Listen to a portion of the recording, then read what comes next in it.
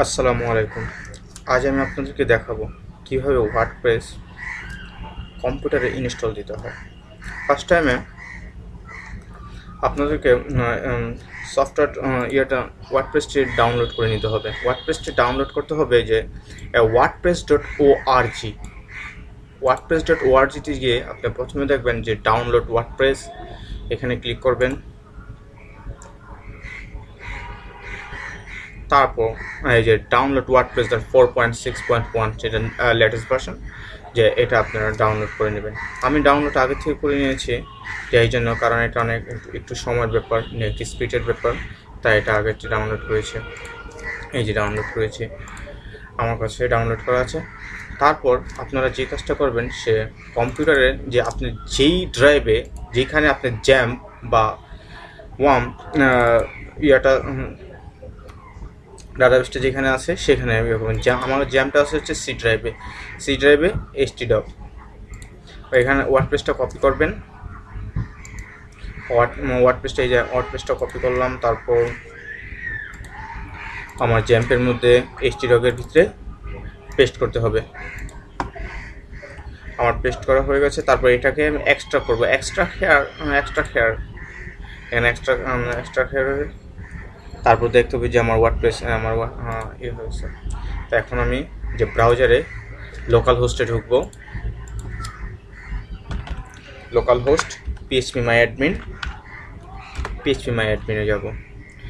phpMyAdmin-এ যাবে, একটা database create করতে হবে, যেখানে আমার ওয়ার্ডপ্রেসের সব ডাটাবেস টেবিলগুলো এখানে থাকবে। আমি যাই হোক, এখানে আমি একটা ডাটাবেস ক্রিয়েট করলাম, সেটা হচ্ছে ওয়ার্ডপ্রেস। ওকে, হয়ে গেছে আমার ডাটাবেস।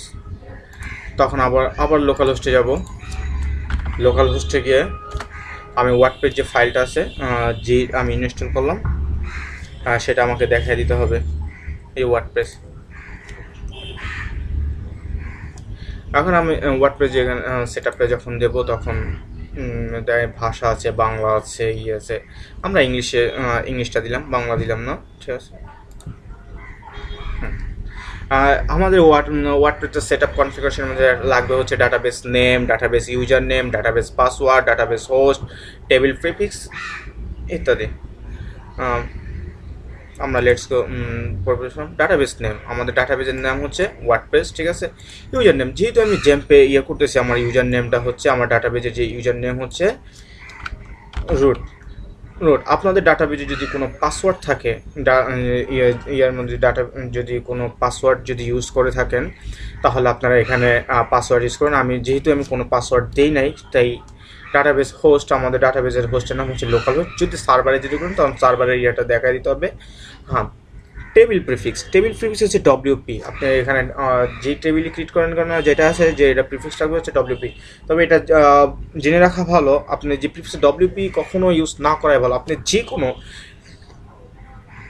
যে কোনো একটা প্রিফিক্স ইউজ করতে পারেন, যেমন FAR, আমি আইডি যেমন আমার নামের ইয়াতে এখানে দিলাম, বা আপনি এখানে যে হোক MIN মিন দিতে পারেন, মানে এমন কিছু। Okay, submit, run the install.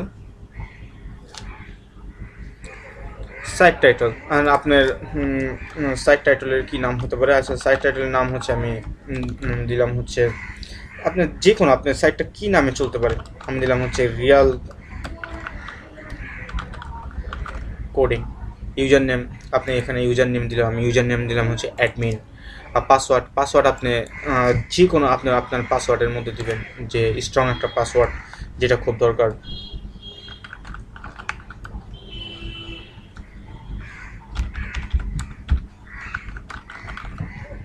আমার পাসওয়ার্ড দিয়েছেন, আমার আপনার এখানে মেল নাম্বার দিবেন।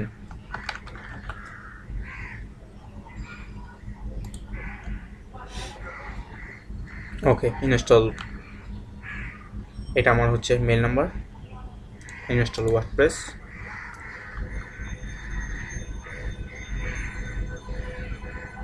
একটু টাইম লাগে, একটু ইয়ে করতে হয়।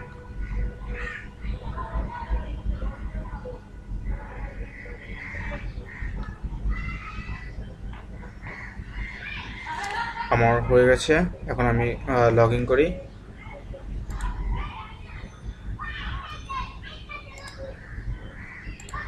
আমার ইয়েটা হচ্ছে অ্যাডমিন, আর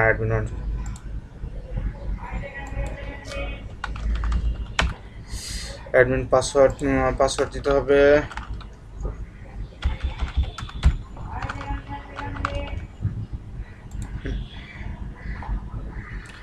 আমি পাসওয়ার্ড দিয়ে ড্যাশবোর্ডে গেলাম। এই তো মানে খুব সহজ ওয়ার্ডপ্রেস ইনস্টল করা। Thank you. আছে এই পর্যন্ত। আগামী পর্বে পরিচিত করব হচ্ছে ড্যাশবোর্ড নিয়ে, ড্যাশবোর্ড সম্পর্কে, ওয়ার্ডপ্রেসের ড্যাশবোর্ড সম্পর্কে সব কিছু করবো।